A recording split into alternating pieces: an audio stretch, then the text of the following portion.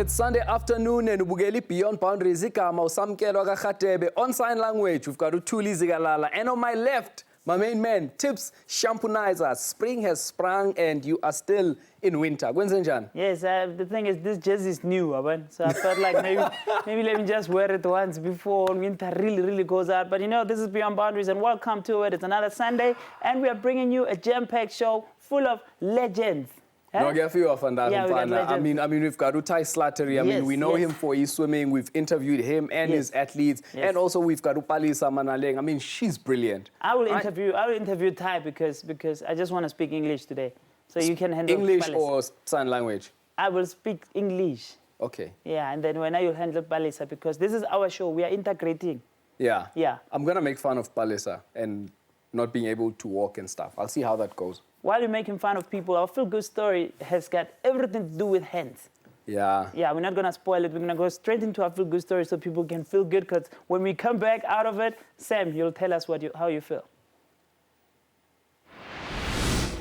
25-year-old Mohammed Jafar lost his left hand in January this year while he was part of a vigilante group formed to protect his neighborhood in Yola, northern Nigeria. Jafar helped rescue a teenage girl who was kidnapped by a criminal gang. It cost him his arm. He recently, however, got fitted with a new 3D printed prosthetic arm and is now able to earn a living as a tailor. Like Jafar, many other amputees who live in northeast Nigeria now have access to prosthetics thanks to a team of developers at Yola's Northeast Humanitarian and Innovation Hub. The hub was set up in 2018 by the Nigerian government to encourage tech enthusiasts to find innovative ways of solving some of the region's social problems. 3D printing reduces the cost of production compared to conventionally manufactured prosthetics and is also said to offer advanced functionality. The 3D printed prosthetics offered in Yola would cost about $1,000, but the team has given out over 6 prosthetics for free in the region. They have a list of over 100 amputees across the northeast waiting to be fitted. That is a very brilliant feel-good story because they're using 3D printing ukuthi benze izandla at a very low cost. Tips, can we please go to Nigeria, my friend? I think I want those hands now. Yeah, you know, talking about hands and everything, what would be like the first thing that you do if you get those hands when? You know, Vanna, I've always felt if I can get these hands, the one thing I want to do, and I mean, this is something you must understand from home. If I can get them, I want to take a piece of steak and then go to the cage at the zoo and feed a lion. Put the whole arm in there and let the lion bite it off. You don't know the difference most until it bites off the arm and realizes, ganti, steak and 3D printing. Wait, you don't want hands when? You just don't want hands. The way you are behaving, you don't really want hands. But you know what? While we're talking about hands and we are handling our business, here's Valen with the news. The prestigious Handy Sport Open Paris took place on the last weekend of August at the Tadgh Slattery in the French capital. The South African contingent that took part exceeded expectations and a number of African records fell. Fresh from her 55.6-second T47 world record over 400 meters, Arnoune Veyers ran a new African record in the 100. She stopped the clock at 12.68 seconds to beat Russia's Anastasia Soloveva and set a new continental mark. Veyers kept the record book archivists busy, setting another African record over the 200 the following day with her 25.39-second performance. Over one lap, she again beat the old African record, winning in 55.75 seconds. In her first Grand Prix meet abroad, T44 athlete Shanae Felix from Belleville in the Western Cape was unable to break 4 meters in the long jump, but she impressed on the track with a new African record in the 100 meters. Felix finished the dash in 14.98 seconds. The pick of the contingent from Mzansi was Paralympian Mpumelelo Mhlongo. In 11.12 seconds, Mhlongo etched his name into the record books with a new world record. It was his 3rd world record this year. He set new global marks in the 200 and long jump in March and June respectively. In Paris, he didn't break 7 meters, but was too good for the competition and won long jump gold. In the T62 class for bilateral below-the-knee amputees, Daniel du Plessis was outstanding. In a mixed class where he was one of only 2 athletes in his category, du Plessis set a new African record of 11.68 seconds in a race which featured Germany's 200-meter world record holder Johannes Floors. Du Plessis also set a new African record in the 400 with a silver medal winning time of 55.34 seconds. Congratulations to our South African athletes. So last week's Siyasaya Ugyoenza wheelchair rugby, it is a very, in my opinion, dangerous sport. But anyway, they keep on doing it because it is fantastic for rehabilitation now. Utipsy caught up with Mase von Drake because he's got a brilliant story of friendship that he has to tell us. Tips and Van, take it away. I broke my neck on 25 December 2018. I'm a C5, C6 quadriplegic. I dove into a swimming pool. Fortunately, the water level wasn't in my favor. So I was in rehab for 3 months. Just got sick and tired of lying there, and I had to come out a bit, play team sport again. I've been playing sport my whole life. I just wanted to be part of a team again. Okay, let's get this thing right. You had an accident on Christmas Day last year. Correct. And immediately after rehab, you just decided immediately, because it's not easy for people to just decide after having an accident. Sometimes it takes long. And what drove you to have that positive attitude? It was 2 months in rehab. Then the therapists told us we're gonna go to rugby, and I just jumped at the opportunity. Yeah. I heard that you were playing while you're still at rehab. Yes, I was playing. I was in rehab for 3 months. I started in my 2nd month. Okay, how did you get to know about wheelchair rugby? My physiotherapists and the occupational therapists told me about it, and they actually organized for us to come on the first practice. And then after that, my friend Avidre, we went every Tuesday and Thursday night. Yeah. So afterwards, I would go back to rehab. I believe that one of the biggest ways to rehabilitate yourself after sports is support. Sometimes family is there for you, sometimes you have other friends, but this time we have a very special friend. I know that you played a major role in his rehabilitation. I think as a friend, he is one of my oldest friends, and I think I was fortunate enough to be able to have the opportunity to help him out and watch him grow throughout the process from, I want to say, from early stages of the beginning. I've been around, and it's been nice to see, especially with the quad rugby, how things have changed and how it's benefited him. He's always been someone that I would say that been a team player and liked team sport. And I think it granted that opportunity for that competitiveness again. Yes. It was great to see.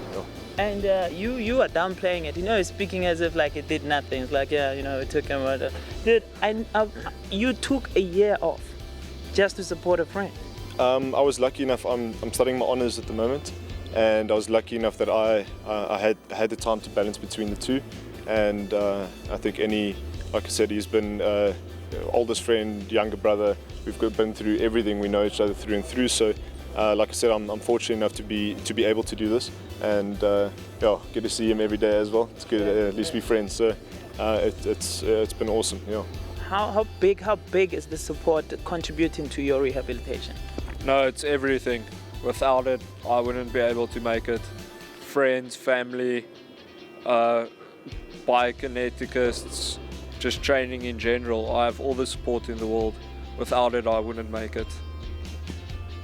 Ladies and gentlemen, this is a true reflection of rehabilitation, of a positive attitude, because you need support, and this is support. You need to have a positive attitude. This is an example. I'm sitting here feeling very, very small because I feel like between these two guys, I feel like I'm doing very little. What's a message that you can give to people who have disabled people in their houses and they want to support, but sometimes it's getting hard?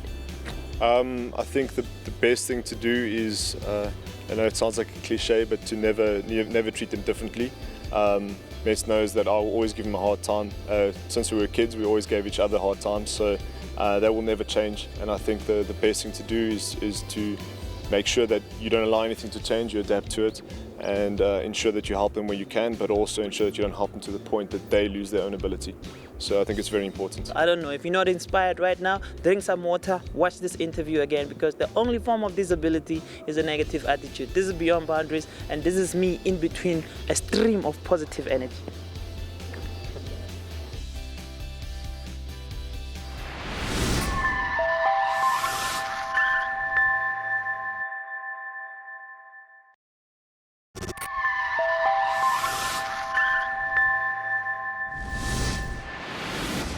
And you are still here on Beyond Boundaries. And I know, can you swim at home? Can I swim? No, I cannot swim, because now we are sitting here with multiple world record holder, former Paralympian, Tadgh Slattery. Tadgh, welcome to Beyond Boundaries. Thank you for having me. My name is Tadgh Slattery.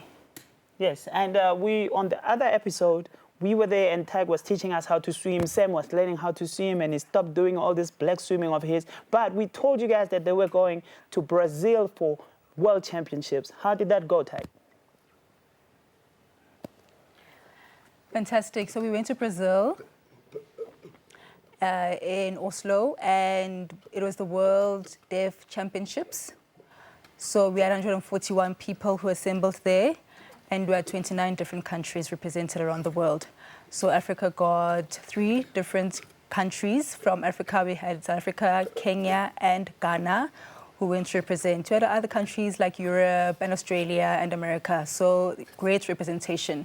In that area, we also had the Paralympics representations from Brazil. It was a beautiful experience. So the swimming, the competition was fantastic, and everyone who was there did their best. And it was a nice place to assemble and to meet. So Russia had the greatest team, and it was a very strong competitive team. They got 50 medals altogether. And the reason is that in Russia, they've got 250 deaf swimmers in Moscow. And from the 250, they had to shortlist it to 34, and all of those people got medals. They did very well.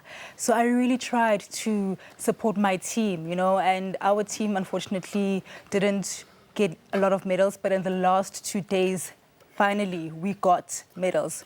So we got a bronze medal for the 50-meter freestyle, which was such a relief, and we could at least bring something home to our country to show our nation. All right, well done. I heard that you guys landed safely and you came back and you are here in one piece. But now that we are back, there should be something you are looking forward to between now and the Paralympics. What's next? Fantastic. Whew. Okay, I've been exhausted from the traveling. So we focused on the deaf team. Now we're going to focus on the Paralympics. We are leaving for London very soon. Coming up, those are the Paralympics coming up.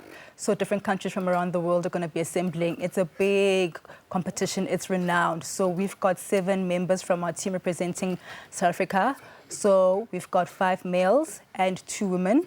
So from them are 4 visually blind and 3 are physically disabled. So I am the coach for 2 swimmers, Kabelo, and the other one is Gauteng, who's in a wheelchair. So Kabelo is my first choice. I've got my money on him, and he's never been in the World Championships. So he will be the 4th to be in the World Championships. Yes. Tadgh, here on Beyond Boundaries, we always like to make people to commit to things. So you are a multiple world record holder, and who do you think can follow in your footsteps now?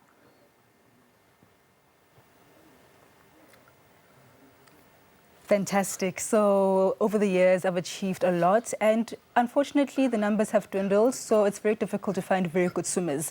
We do have once in a while special people, but across the world as well, the standards are so high. The competition is very high. We've got very strong swimmers across the country. So the only way to match the standard is to practice and to be committed, and also me play my part as a coach to make sure that we match the standard and we be on par with the other swimmers around the world. We want the people to bring back medals and to represent our country and make it through the finals as well. So it's not only medal, it's also other things that are involved, like qualifying to the Paralympics. They choose the top 2 based on the best time, and if they make it through there, then they also make it through different slots, and it's also different countries. It's based on that and the representation as well. They make a selection based on that, and then they go to the Paralympics. Okay, Tadgh, during your days, it was like there was a whole lot of swimmers who were doing very well, but these days the numbers are a little bit low. But what is your main dream for this coming Paralympics?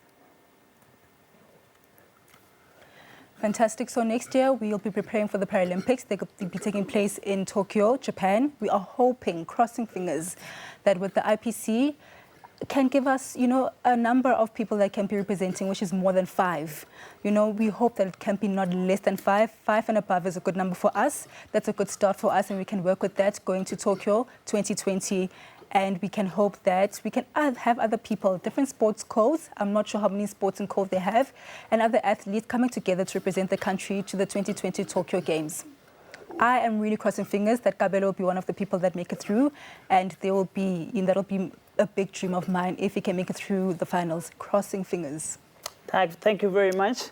All the best with the competition, and with a coach like you, we're really, really looking forward to great excitement that's coming through. Beyond Boundaries, we'll be following you every step of the way. Good luck with the future.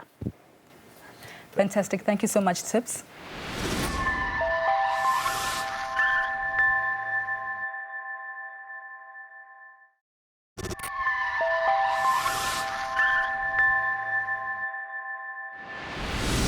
So from one legend to another, I mean, this is a brilliant one in the making. Palesa Manaleng. Welcome to Beyond Boundaries. Now, I know this is, you're not a boxer. I mean, No. I can beat you hands down.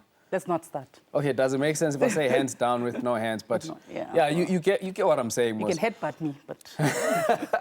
So, I mean, some people would have seen you around like Auckland Park, pushing a wheelchair around with the flag, and what are you doing on our roads, Lana? Busy with the flag? I'm hand cycling. I'm lying flat, cycling. The flag is so that people can see me.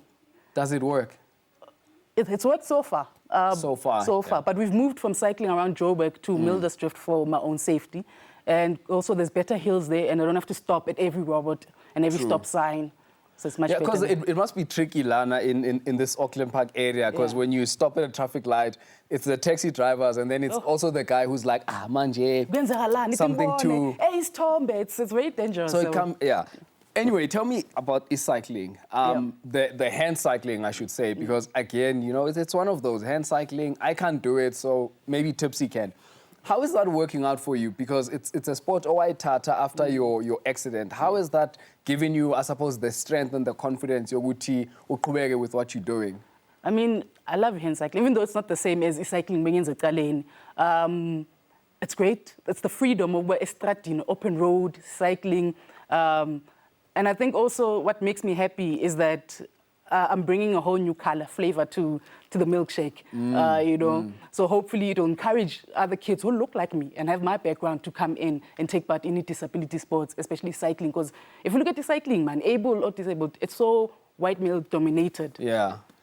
But I suppose a part of that as well, it's because it's expensive equipment as well. And again, with facilities, you can't just be there on a bike on gravel just roads. Cycling. You know what I mean? But again, like you say, for someone then, then seeing you in this position, doing what you are doing, it's possible for when if they think it's really not possible. Maybe you just got lucky, they won't be as lucky as you. I mean, what is luck? It's preparation, an opportunity to put it together, So anyone, if you prepare, you can get lucky. It's just for that right opportunity. I guess I had advantage of I had the idea of writing emails to everyone and saying, look, this is what I want to do, and this is my story. And this was 2 weeks after I came out of hospital. I want to cycle. I was in a cycling accident. Please help me get a hand cycle. And then 947 said, hey, Nai, So was it luck, or was it me going forward and say, I'm not lying down, help me? Your level of bravery is actually quite inspiring. Cycling accident, and immediately after you get out of hospital, you get on another bike. That is very stubborn of you. But anyway, I think your stubbornness as well then obviously got you nominated because someone felt to you. You are quite inspiring with, the passion on you for cycling and sport. Can you tell us about that nomination you had earlier on in the year? I was nominated for the top 100 Male and Guardian young South Africans. I don't know who nominated me, so I can't say thank you. Well, just someone thank you was inspired, clearly. I was so happy to be nominated and to be part of that. the part of the 100 people. Because Nakona, when you looked at the people who were selected, upcoming female farmers, and I'm just like, yeah, but I'm cycling, guys. These are young 20, 30-year-old female farmers. Yeah. You know, so I was happy to be part of that group. Yeah, you never know. Maybe we the ones that nominated you. Maybe Tipsy did it with his hands. Now, you do e-hand cycling as well at a competitive level nationally. Yes. So, again, what does it take? Because I also understand you are a student at the same time, and Ngapha you are doing... I'm a journalist as well. You're a student, Journalist, athlete. athlete. Yes. Okay. How do you make that work? A lot of sacrifices. Very little sleep. If I can get good 4 or 5 hours sleep, I'm a happy person. You know, it's also time management. And it takes, I mean, around me, I'm going to want to who help me with my time management. When I say, Fiango 8, get that 8. So Bob Twice is there on time. At work, you know, I try to work around my work schedule because I need to pay the bills as well. My training works around that as well. And my lecturers are there for me 100%. You know, they ask me, what are you doing now? Okay, this is what you're doing. Let's work your assignments this way. If I didn't have all those different people in my life, wow, no, Tata, I suppose that's really kudos to EEUJ for being so accommodative as well. Very And I suppose hands-on. your employer as well. Yes. No, stop saying hands-on. Okay, Very- I can't say my feet feet on, don't, okay. my legs don't work. So But very on it. they're on it. on. Let's do that. Right, now, Umesia Pambili, then, what can we look forward to from Inside Lako? I mean, you're going to complete your studies soon, and then Ngapui journalist. So what can we look forward to? Okay, so right now, I'm preparing for the national championships, which are next year, because I want to qualify for Tokyo. Everyone who's in sports wants to qualify for Tokyo. Yes. So I'm busy with a series of competitions locally to up my speed, better my speed and my strength. And I'm also back in wheelchair racing, which is athletics. So I'm doing canter training to make my shoulders stronger so I can be faster as well. My next race is the Meals on Wheels race, which is, can I say the date? The 29th of September. That's my next race. Then I've got 4 others coming up. Well, school is school, so exams are going to come and then kill me. And work-wise, work is work, eh? You know, in a journalist life, no, of course. anything comes up at any time. But also, I'm working with a few people to try and, you know, get more kids into esports. You know, I'm very vocal on my social media. That we need to get them from a lokshini playing esports. You know, we need to stop hiding our kids. That's why I've got the hashtag beyond accessibility, so beyond everything, beyond just the ramp. Get them into jobs, get them into sports, you know? Yeah. So that's where I'm at. No, that is brilliant. Look, I mean, Lagu Beyond Boundaries, we try and learn as much as we can. And Utipsi, for the longest time that we've been doing this show, Utipsi has been learning his sign language. And thus far, he knows how to say hi and bye. And really, it's taken him 3 years to figure that out. Local. When it's Where's this? Town. That's town. Local. Okay, so I that's... know those ones. Nyabuya. All right, so that's 4 signs that Utipsi has learned. But anyway, thank you so much for joining us. Again, we're going to be watching every step, Yako. You are very inspirational.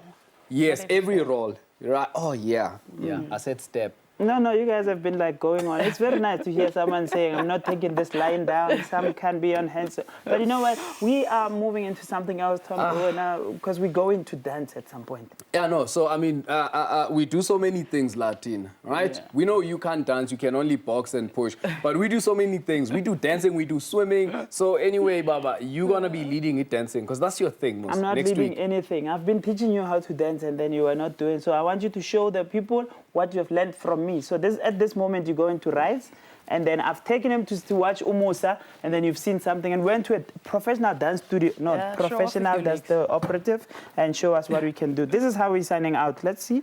Keep going, guys. Yes, if it looks like a nightmare, it's because it really... Palesa, just show us something as well. I don't want to stand up. I might embarrass you.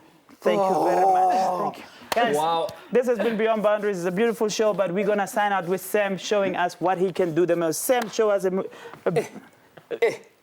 I've been learning this dance all we can say is this Sonbona next week is your best driver. That's what I'm really the worst dancer. Well, please Thank try. you, Palesa. Embarrass us. Thank you so much for joining us. Talk to And us on Sonbona. Facebook. See you guys next week. Same time, same place, but not with Sam doing what he was doing. Yeah, I'll get better. I promise.